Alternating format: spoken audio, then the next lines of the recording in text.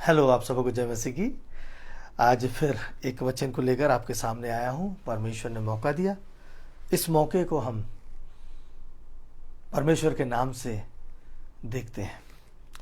लूका रचित सुसमाचार उसका 9वां अध्याय पद 46 से लेकर पढ़ते हैं हम 46, 47, 48। फिर उनमें यह विवाद होने लगा कि हम में से बड़ा कौन। ये चेले हैं जो आपस में प्रभु यीशु मसीह के 12 चेले में से इनमें विवाद होने लगा कि हम में से बड़ा कौन है। पर यीशु ने उनके मन का विचार जान लिया और एक बालक को लेकर अपने पास खड़ा किया और उनसे कहा, जो कोई मेरे नाम से इस बालक को ग्रहण करता है वह मुझे ग्रहण करता है, और जो कोई मुझे ग्रहण करता है वह मेरे भेजने वाले को ग्रहण करता है।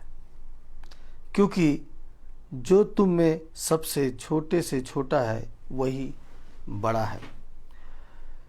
कितनी खूबसूरत बात है। यदि हमें पता चले कि हमें कहीं लाभ होने वाला है या हमारा जीवन यहाँ खतरे में है, यहाँ से हमें कहीं जाना है, तो हम सब कुछ भूल जाते हैं और सबसे पहले हम आगे बढ़ते हैं और हमेशा अपने आप को बड़ा रखने का प्रयास करते हैं। लेकिन अभी हाल ही में हमने एक देश में एक घटना देखी थी कि उस देश में वहाँ के जो आतंकवाद है या उग्रवाद है, अलगाववाद है, उन्होंने उस देश पर कब्जा कर लिया और वहाँ के लोग जब भागने लगे तो विमान में भी वो उसके चक्कों में भी बैठकर भागने का प्रयास किए और उसका नतीजा बेहद खतरनाक हुआ। कुछ लोग वहाँ हवा से गिर गिर के मरे। लेकिन लोग उस वक्त ये नहीं सोच रहे थे कि हमारा जीवन ऐसे में बचेगा या ना बचेगा, लेकिन पहले मैं करते आगे बढ़ गए। ये हमारा मानव स्वभाव है और इसका फ़ायदा शैतान उठाता है। आइए कहानी पर चलते हैं जिससे हम थोड़ा सा समझ पाएंगे। एक बगुला है, वो बुढ़ा हो गया था, उसकी उम्र काफ़ी हो गई थी।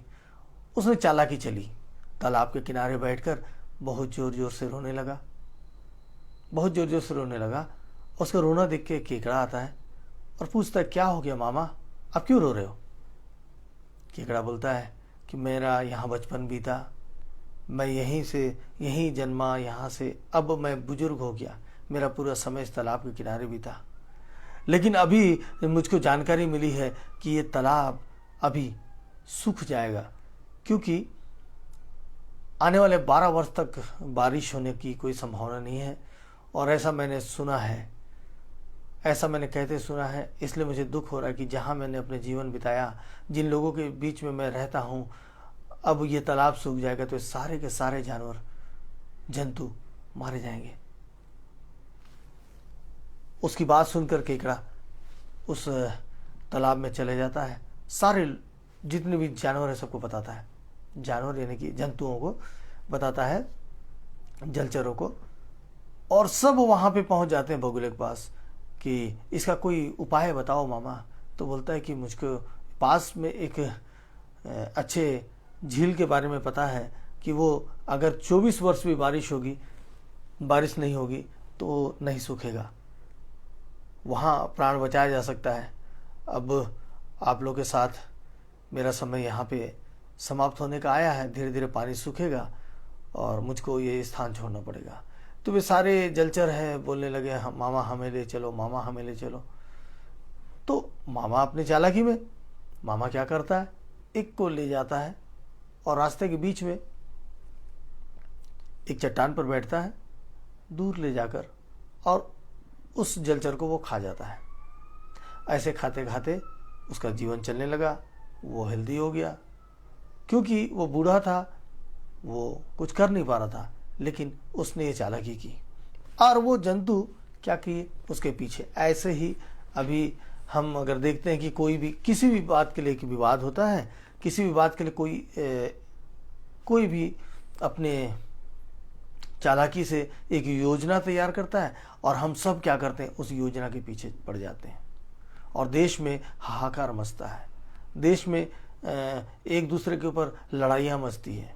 हम भूल जाते हैं कि एक्चुअल में हम कर क्या रहे हैं, असलियत में हम कर क्या रहे हैं। और हम बड़े बनने के लिए, अपने आप को श्रेष्ठ बनाने के लिए, अपने आप को उस व्यक्ति के समकक्ष बनाने के लिए, उसकी बातों को सुनकर अपना नाम को आगे रखने के लिए कि मैं उसका साथी हूँ, मैं उस लोगों के यूनिटी का मैं साथी हूँ। और जब हमारी ये यूनिटी ने इस बात का निर्णय लिया है तो ये गलत हो रहा है, गलत हो रहा है, हम इसका साथ देंगे और उसमें मुखिया बनने के लिए आगे बढ़ने का प्रयास करते हैं। और इसमें क्या होता है कि हमारे देश की जो तरक्की है वो रुक जाती है और हम आपस में एक दूसरे से भिड़ने लगते हैं और सिर्फ इसका फ़ायदा किसी खास लोगों को खास तरीके के लिए होता है, क्योंकि उनको अपने फ़ायदे के लिए आपको और मुझको किसी न किसी तरीके से इस्तेमाल करना आता है, जैसे वो बुजुर्ग बगुला को इस्तेमाल करने आया। और जब तक हम इस बात को सोचेंगे कि मैं बड़ा हूँ, तो हम और आप हमेशा मुसीबत में पड़ेंगे, हम और आप हमेशा समस्या में पड़ेंगे। यहाँ क्या लिखा था, चेले भी बात कर रहे थे कि बड़ा कौन है, सीनियर कौन है, लेकिन प्रभु यीशु मसीह क्या किए, एक बालक को लाके खड़ा कर दिए। अब बोलते हैं कि अगर इस बालक को क्या करोगे, ग्रहण करोगे, तुमको इस बालक को ग्रहण करता है, जो कोई भी इसको ग्रहण करता है वो क्या है, वह मुझे ग्रहण करता है। बालक को मतलब अबोध, जो समझ नहीं रखते, जो दूसरे की बातों में आ जाते हैं, बहक जाते हैं, उनको भी प्रेम करना। अगर, क्योंकि मसीह प्रेम है और मसीह अगर प्रेम करना सिखा रहे हैं तो वो बालक के नाई एक व्यक्ति को ला दिए कि ठीक है, ये व्यक्ति अगर भटक गया, ये व्यक्ति उन बातों के लोगों के साथ मिलकर इसका जीवन जो है वो इस बात में लग गया है, तो मैं तो इसके लिए भी अपने जीवन को दिया हूं, इसलिए इसको भी तुमको ग्रहण करना होगा। और जो उसको ग्रहण करेगा वो मुझको ग्रहण करेगा, तो क्यों ना मैं उसकी सहायता करूंगा। और तभी प्रभु एक बात और बोलते हैं कि आप बड़े होने का प्रयास मत करें, आप बड़े होने का प्रयास मत करें, क्योंकि वो कहते हैं कि वह मेरे भेजने वाले को ग्रहण करता है, क्योंकि जो तुम में से सबसे छोटे से छोटा है वही बड़ा है। जो आप में और हम में सबसे छोटा है, जिस किसी परिवार में आप देखेंगे कि कोई परिवार में किसी को तुच्छ बनाया जाता है, कहीं समाज में उसको तुच्छ रखा जाता है, कहीं उसको छोटा से छोटा दबाया जाता है, लेकिन वही परमेश्वर के योग्य है, वही परमेश्वर के योग्य है। अगर आप और मैं अपने समस्याओं को लेकर तकलीफ में, अगर हम लज्जित किए जा रहे हैं, अगर हम गिराए जा रहे हैं, यदि हम कई बातों के पीछे पड़कर हम उदास हो रहे हैं, तो याद रखिए कि हम जब छोटे हो गए हैं तो हम बड़े किए जाएंगे। तो परमेश्वर आज हमको सिखाता है कि दूसरों की बातों पर ना आए, चालाकों की बातों पर ना आए, एक बार अपने अंदर झांकें, अपने आप को दीन बनाएं। अगर हम अपने आप को ऊंचा रखना चाहते हैं, अगर हम अपने आप को श्रेष्ठ बनाना चाहते हैं, हम अपने आप को अव्वल करना चाहते हैं, तो उसमें हमको नुकसान हो जाएगा, क्योंकि बाकी चीज़ें हमको नहीं दिखेंगी। लेकिन यदि हम छोटे हो जाते हैं तो हम उस बात को समझ पाते हैं, क्योंकि जब छोटे होते हैं तो हम दीन होते हैं, और दीन होते हैं तो हर बात को हम समझ पाते हैं। यदि आप समझिए कि किसी पहाड़ को अगर आपको देखना है, तो आप जितना उसके दूर जाएंगे तो उसके विशालता को आप जान पाएंगे। जितने छोटे होंगे, जितने पीछे सरकेंगे, उतने आप उसकी विशालता को देखेंगे, समझेंगे, उसके बाद आप उसका आकलन कर पाएंगे। तो मेरे प्रिय मित्रों, और जब अपन ऐसे आकलन करेंगे तो एक दिन परमेश्वर हमको उस पर्वत के ऊपर ले जाएगा, कि उस पर्वत के ऊपर ले जाकर उसके शिखर में खड़ा करके दिखाएगा कि इस संसार से ये देखो जो कितनी खूबसूरत संसार है, जहाँ पे तुम थे, जहाँ से तुम मुझको देख रहे थे, आज तुमको मैं यहाँ से उन सारे लोगों को दिखाता हूँ। तो जो छोटे से छोटा है वो बड़ा किया जाएगा। इसलिए आज आप और मैं अपने आप को दीन बनाए, छोटा बनाए, और इन सारी बातों से जो लोग अपने फ़ायदे के लिए हमारा इस्तेमाल करते हैं, उससे दूर हो जाए। आपका स्वयं का जीवन है, आपके स्वयं के जीवन के बारे में आप विचार तो करें। आपको और मुझको एक दिन चले जाना है। आज परमेश्वर ने जीवन दिया, खूबसूरत जीवन दिया है, कल हो ना हो हमारा जीवन ना हो, आज हमारे जीवन का अंतिम दिन हो, तो हम किसके लिए क्या कर जाएंगे। सबसे पहले आप और मैं अपने जीवन को संभाल लें, कि हम उस परमेश्वर को अपना चेहरा क्या दिखाएंगे, क्या जाकर जवाब देंगे कि प्रभु मैं ये काम करके आया। अगर हम किसी पंथ और किसी चीज़ों के लिए हम लड़ाई करते हैं तो परमेश्वर बोलते हैं वो सब काम मेरा है, मैंने तुमको संसार में लोगों के जीवन को बचाने के लिए, उनके साथ प्रेम करने के लिए भेजा है।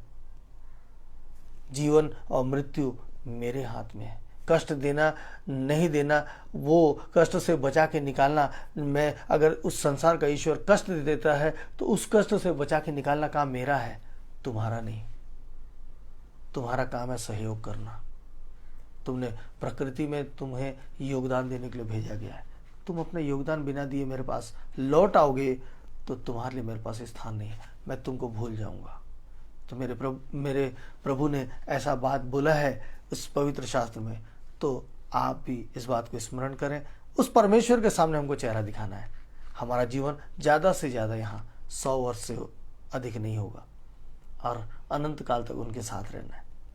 इस बात को स्मरण रखिए तो परमेश्वर आपको नजर आने लगेंगे। आइए प्रार्थना हम चलते हैं। सामर्थ्य पिता परमेश्वर, उद्धार करता प्रभु, आपने हमसे प्रेम किया और हमें पिता परमेश्वर उत्तम आशीषें दी है। आज फिर एक वचन के द्वारा आपने कहा है कि अपने आप को छोटे बनाओ, और जब हम छोटे बनेंगे तो आपके राज्य के लिए बड़े किए जाएंगे। जब हम छोटे बनेंगे तो कई लोगों के लिए चमत्कार के कामों को देख पाएंगे। अगर हम छोटे बनेंगे तो हम कई लोगों के लिए पापों की क्षमा और पिता परमेश्वर उद्धार के रास्ते को बता पाएंगे। मेरे प्रभु, यदि हम बड़े बड़े बन जाएंगे तो हम लोगों तक पहुंच नहीं पाएंगे। मेरे पिता परमेश्वर, आज जितने लोग मेरे साथ शामिल हैं और जितने लोग चाहते हैं कि उनके जीवन में बदलाव आ जाए, चंगाई आ जाए, प्रभु आज उनकी प्रार्थना को सुनिए पिता, उनके लिए रास्ता निकालिए और उनके लिए द्वार खोलिए। आपने प्रार्थना और विनती को सुना है पिता परमेश्वर, मैं आपको धन्यवाद देता हूँ। आपके पवित्र मीठे नाम से मांगता हूँ, आमीन। तो परमेश्वर की आज्ञा है कि हम छोटे बने और आज इस बात को हम समझें कि अगर हमको ऊंचा उठना है, बड़ा बनना है, तो हमको सबसे पहले छोटा बनना होगा। प्रभु आप सबको आशीष दे और फिर प्रभु ने चाहा तो हम मिलेंगे। आप सबको जय मसीह की।